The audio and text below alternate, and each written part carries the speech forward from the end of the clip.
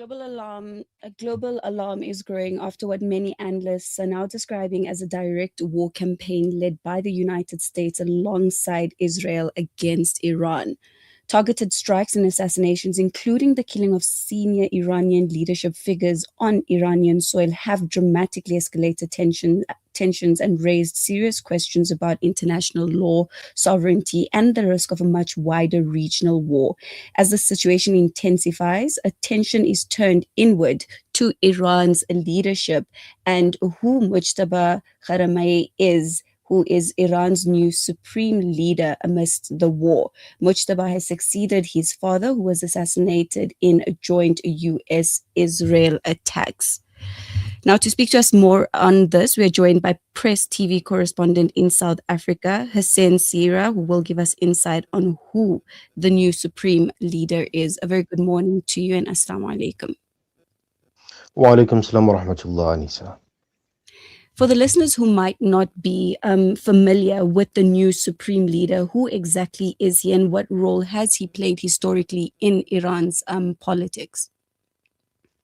Okay, so Mujtaba Khamenei, who is, of course, the newly elected leader of the Islamic Republic of Iran, is somebody that has come through the ranks. He is somebody that has participated in the Islamic system in Iran from a very young age. For example, at the age of 17 already, he participated in the Iran-Iraq war. He volunteered, went out onto the battlefield, fought on the front lines. And of course, this, of course, falls in line with the context of the Islamic Republic after the 1979 revolution, in which there was that level of consciousness, politically, Islamically, by the population of the country. And it is that line that he has maintained through all of these years, going to the seminaries, for example, in the holy city of Qom, spending time learning, for example, a large amount of his efforts and his education in the sphere of jurisprudence. And then after that, going on to play a major role in educating further students as well, being a lecturer as well. In addition to this, from the political sphere, he was an advisor in the office of the Supreme Leader, was Sayyid Ali Khamenei. And of course, as part of this, he has developed major relationships, for example, with the Islamic Revolutionary Guards Corps, the IRGC, with various spheres of government, and even beyond that, regionally, with key allies of the Islamic Republic. For example, is said to have had a very strong relationship with Sayyid Hassen Nasrallah, the martyred leader of the Lebanese Islamic resistance movement, Hezbollah. So looking at this, he has played a major role in the Islamic aspects of the country, understanding himself as a scholar as well, and then also conveying that knowledge, having played a role in the Iran's continued struggle for liberation and to ensure that it was able to face off the hegemony or the attempts to overthrow the Islamic Republic, the system that was put in place there. And then in addition to that, forming part of the political sphere and working, for example, within the office of the Supreme Leader, which is, of course, the highest office within the country. So he's got quite an extensive background and understanding there of the workings of the nation. Yeah. So, with him assuming the role of the new supreme leader, how might that shape the direction of the Islamic Republic of Iran during this time of heightened regional conflict? I think the important thing to note is that he hasn't assumed this role. He has been elected into this role, and this is because of the very robust system that is in place in the Islamic Republic. So what you have is a council of experts, which is at this stage over 80 scholars, members of the judiciary, people with strong background and understanding of what the requirements are to uphold the Islamic system within that country and to maintain the integrity of the state. And this council itself is voted into office for a period of about 6 to 8 years by the general public. So the Iranian population are the ones that votes into power this council of experts. Of course, a portion of that council is also appointed by the supreme leader, who was, of course, Sayyid Ali Khamenei. So this council, after extensive and intensive deliberations over about a week period since the assassination of Sayyid Khamenei by the Americans and the Israelis in that opening strike against Iran, they have sat, they have deliberated, and then they came to the conclusion, and through a vote, they voted for Mujtaba Khamenei as the new supreme leader. So it is through a very robust and very critical sort of process that the new supreme leader was appointed. I think the important thing that the Iranians would be looking at this point in time is for a sense of continuity. This is a time of war. This is a critical war. We have the world superpower, the United States, and of course the Zionist regime that is backed not only by the United States, by Europe and the West as such, and is actually even propped up and supported by a number of Arab regimes within the region that are participating in this strike against Iran, that their aim is to overthrow not just the supreme leader or to remove the supreme leader or the government, but to actually obliterate the Iranian system, the system of the Islamic Republic that was introduced in 1979. So this is a battle for survival, and therefore I think when the Council of Experts sat and when they deliberated on who the new leader should be, they were looking for continuity. They were looking for somebody who was clear in their principles as far as the integrity of the state, the principles of the state, the principles of the Islamic Republic, upholding those. Then, of course, an important aspect is the IRGC, the Islamic Revolutionary Guards Corps, which is essentially tasked with protecting the system of the Islamic Republic of Iran.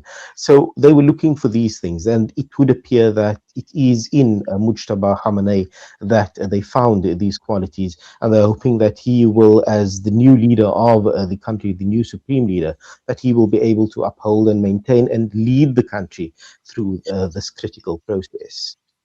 Yeah, and thank you so much for actually clarifying this election and appointment process, just distinguishing between the two, because I think our system in South Africa is quite different. And I just appreciate that you've just elaborated on that.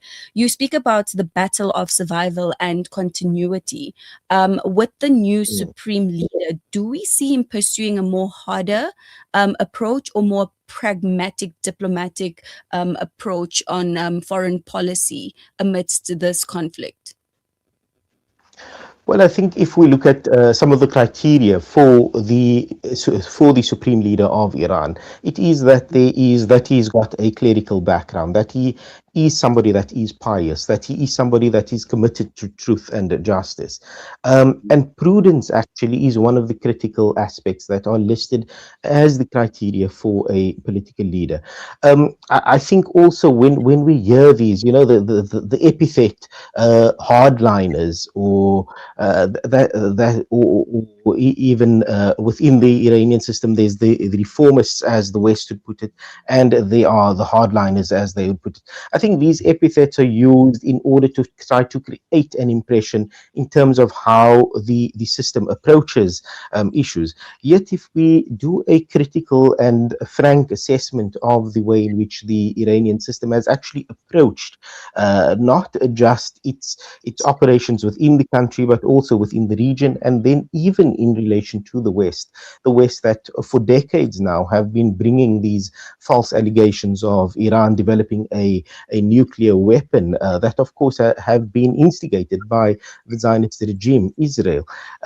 Despite all of this, Iran has always taken a pragmatic and prudent approach, right up until the very assault that happened on Iran on a Saturday at the end of February 2026, when this latest round of aggression was launched. Iran was still sitting at the negotiating table. This even after the experience in June of 2025, when while it was at the negotiating table, the Zionist regime launched an attack against it. It was backed by the United States. The United States knew about this.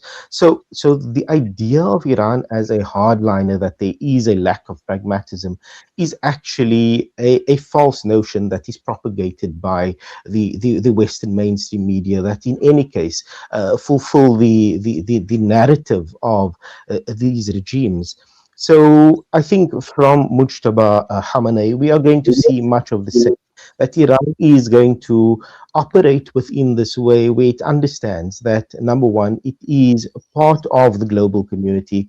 It is a country and a state that has representation, for example, at the United Nations. It participates in the sporting codes and in the engagements and in the understandings of diplomacy and bilateral ties with countries around the world, even when they have differences of opinion. For example, if we look at Iran and India, if we look at Iran and a number of the Arab regimes and countries, we look at Iran and Saudi Arabia, for example, the relations are there despite the disagreements that they may have, which is part of the normal course for any sort of politics that may exist. And at the same time, it will still maintain a principled line that, as we are seeing now, that it is a country that is under attack, and it is going to still reserve its right to respond and to retaliate to that unprovoked attack. And the same goes even with the Arab regimes within the Gulf, that for as Yeah. long as they have, for example, continue to give base to the Americans within the region in order to attack Iran, that they will be exposing themselves to the potential for attack as well from Iran in retaliation. Yeah. And, just speaking about the right to respond and also looking at the timing in which the attacks would have happened, not that the United States has any, or Israel has any timing at all, but seeing that these attacks happened during the month of Ramadan, just speaks to the nature of the aggressors. I just want to find out from you, what is how is the reception currently on the ground with the people of Iran? Well, we can easily gauge this from the millions that have been coming out into the street, even during this time of war, to pay their allegiance to the new leader. I think for Iranians, this is an important thing that also indicates that despite the claims of the United States that they were going for a decapitation strike, that they wanted to remove the head of state, the figurehead as such, and they hope that this would bring that sort of ripple effect or that domino effect and see the collapse of the Islamic system in Iran, that this is not what was achieved. So Iranians have been coming out in their millions during this time of war. Even we've seen footage of Iranian interceptors confronting the aggression, while people are on the ground and they are continuing with their protests, with their defiance, showing the Americans that the system will continue. So we've seen that sort of, and in addition to that, from the leadership structures, from the seminaries, from various of the important structures, we've seen that there have been messages of support, the messages of allegiance that have been coming out as well. So clearly, Mujtaba Khamenei, through this process of the Guardian Council, which is essentially, as I pointed out a bit earlier, elected by the people, that the people are on board with the outcome of this election. And I think the importance that there is a leader, there is a supreme leader, there is a system in place that will show continuity. I think for them, that is the reassurance. And we've seen that from the people on the streets. Yeah, most definitely. Just in parting, what can we expect the future of the domestic politics for the people of Iran with the new supreme leader, but more especially the relationship with the wider Middle East, speaking to those Arab nations that you would have mentioned earlier on. So I think again, yeah, we've got to look at the robust nature of the Iranian system, because in addition to the Council of Experts, for example, we've got the Iranian Parliament, which is again elected by the people. We've got the Iranian president as well, and they are tasked with, of course, forging ahead in terms of the policies of the government, the functioning of the government, and that. Of course, within the office of the supreme leader, there are certain key sort of elements, like, for example, the IRGC, the maintaining of the integrity of the state, the media, the judiciary, those sit within the office of the supreme leader. And then you've got the Guardian Council, for example, and the Expediency Councils, which ensures that there are checks and balances between what Parliament is passing, between the type of decisions that the supreme leader is taking as well. So when we look at this as a whole, it is a robust system that is designed to protect itself as well against any particular individual trying to overly sort of influence the policies and the politics of the country. In addition to which, of course, you have your regular elections every 4 years. You have limits in terms of the term that the president can serve as well.